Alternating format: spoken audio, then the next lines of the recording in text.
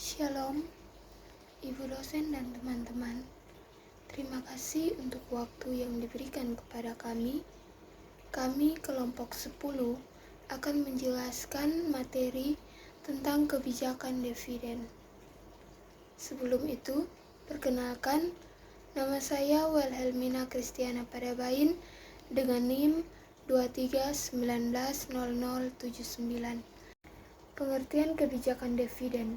Kebijakan dividen adalah keputusan yang diambil oleh perusahaan mengenai berapa banyak laba yang akan dibagikan kepada pemegang saham sebagai dividen dan berapa banyak laba yang akan ditahan sebagai laba ditahan untuk diinvestasikan kembali ke dalam bisnis.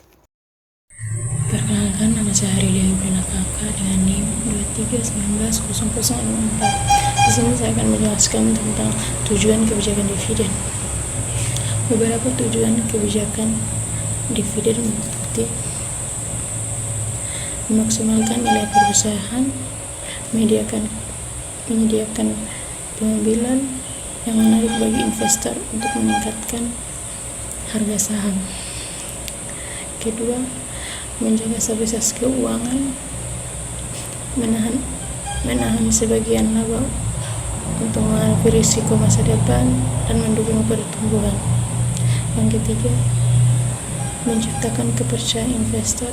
Konsistensi dalam membayar dividen dapat meningkatkan kepercayaan investor terhadap manajemen. Yang kedua, manfaat kebijakan dividen yang efektif. Meningkatkan harga saham. Konsistensi pembayaran dividen bisa meningkatkan harga saham karena dianggap sebagai sinyal kesehatan keuangan dan perusahaan. Menarik investor baru. Kebijakan dividen yang menarik dapat meningkat investor yang menginginkan pendapatan tetap. Mengurangi ketidakpastian dividen yang stabil. Membantu investor merencanakan alokasi portofolio dengan lebih baik.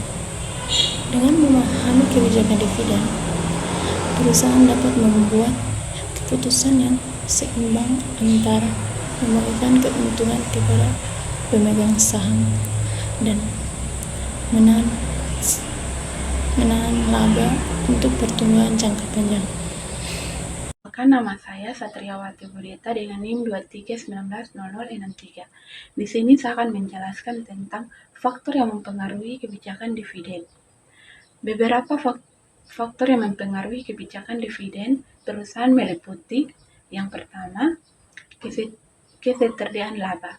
Perusahaan dengan laba yang konsisten cenderung lebih stabil dalam membayar dividen. Yang kedua, kebutuhan likuiditas. Jika perusahaan membutuhkan dana atau investasi atau pembayaran utang, dividen mungkin dikurangi atau ditunda. Yang ketiga, stabilitas aliran kas. Perusahaan dengan arus kas stabil lebih berani dalam menetapkan dividen tetap.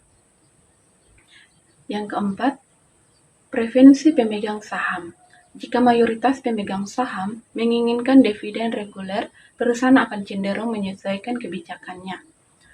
Yang kelima, regulasi dan pajak.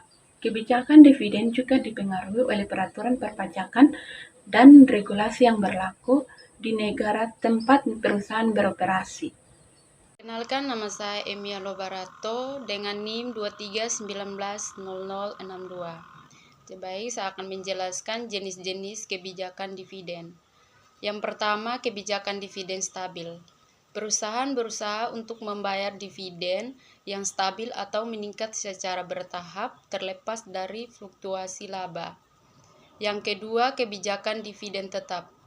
Menentukan persentase tetap dari laba bersih sebagai dividen setiap tahun, sehingga dividen berfluktuasi sesuai laba. Yang ketiga, kebijakan dividen sisa. Membayar dividen hanya jika ada laba sisa setelah kebutuhan investasi modal terpenuhi.